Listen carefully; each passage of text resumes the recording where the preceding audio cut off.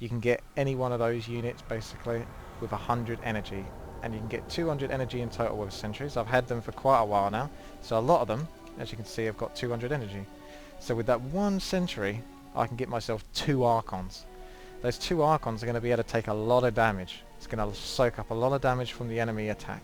Because here you can see I'm starting to get myself ready for attack. I've got a much larger army than him at the moment. I've got tons of resources. I've hit my peak basically. 200 food is the cap. You can't get any more than that. He's got 170. He's not much further behind me, but I feel that since I've hit the cap, best time is to go now. So I've got my Archons up. I'm going to put them into the front. I've got a couple of Colossus just to put them off a bit more. Archons are in the front. Got Guardian Shields going on. He's got his Void Rays. Oh, this is a massive battle. Absolutely.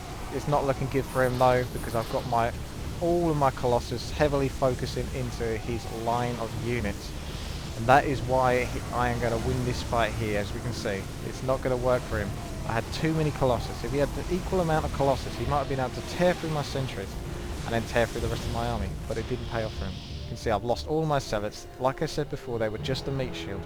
It's pretty much what Zealots are. You don't use them for damage late game. You use sentries and Colossus obviously for late game. You know, that's not the best bet, is to get Zealots for late game damage. They're just there to soak damage, to block the units, to stop them from getting to your main units like sentries and Colossus. Boom. There goes one of his expansions. He thinks he's still in this though, because he's got 2 expansions. I don't know if he knows that I've got my island expansions. Surely he must be thinking along those lines, because I wouldn't have been able to afford an army this large without some sort of additional economy help with expansions and hidden expansions basically. You can see I'm trying to take those Colossus quickly. That definitely paid off for me, because I think whilst that battle was going on back there, he was still currently building the Colossus in his base. So he didn't actually have his full army with him, standing by the Selnaga tower. So I had my full army, and I was ready to go. And the reason why is because I had an observer. I kept an eye on him the entire game, and I knew what was going on throughout. It's so important to scout in this game. He lacked scouting, big time. I don't really see him sending probes off all over the shop, you know, see where my expansions are, thinking, oh wow, maybe he has got such a large army, maybe he must have expanded on the islands. I'll get an observer, I'll go check, I'll get a warp prism, I'll go create the warp prism ability, which I still can't remember. Doesn't matter, it's a pylon basically, and teleport units in, you know, do a bit of chaotic damage, because he's got no cannons in his expansion. Only one here, but that could be easily taken over by a bunch of units being warped in, but he's failed to do so.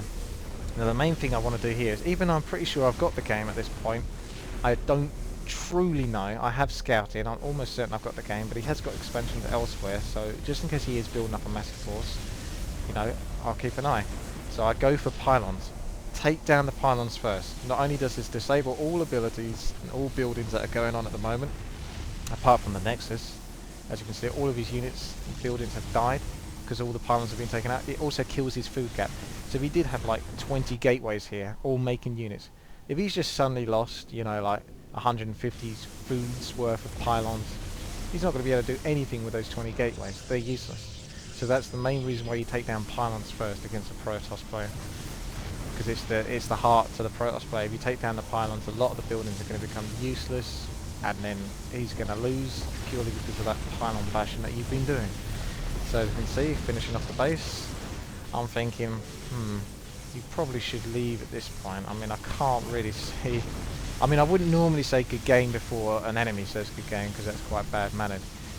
But you sort of leave it to a certain point, and if they still haven't left, then you sort of say good game, just to hint a bit. But he says 2 base left, but I don't think he's going to get it. Not with this Colossus nailing everything else that's going on. He can't understand why he's lost. Well, I suggest that he goes and watches this gameplay commentary, because then he'll be able to see where he went wrong. Now, basically the main thing where he went wrong was observers. You know, it was a mirror match. He needed more Colossus, and he needed more observers. I think that's the main thing. There's obviously lots of little errors that were going on, such as not blocking his ramp. Not that that affected this game much, but it's little things like that he needs to work on. So if you found yourself in a position like him, then get yourself observers and more Colossus. You know, replays are great ways to find out how to improve yourself as a player, even if it's not you playing. You can see what other people do. You can go, wow, why didn't I think of that? That is such a good idea. It's exactly the same thing with the block and the ramp. The way that it's positioned there, the pylon there, allows a setup. I never used to do that until I found a replay of a better player than me. And I was like, wow, I should have been doing that ages ago. But there you go. Thank you very much for watching. This has been Witty. I hope you enjoyed this game. Please subscribe, rate and comment, and I will see you in the future. Bye for now.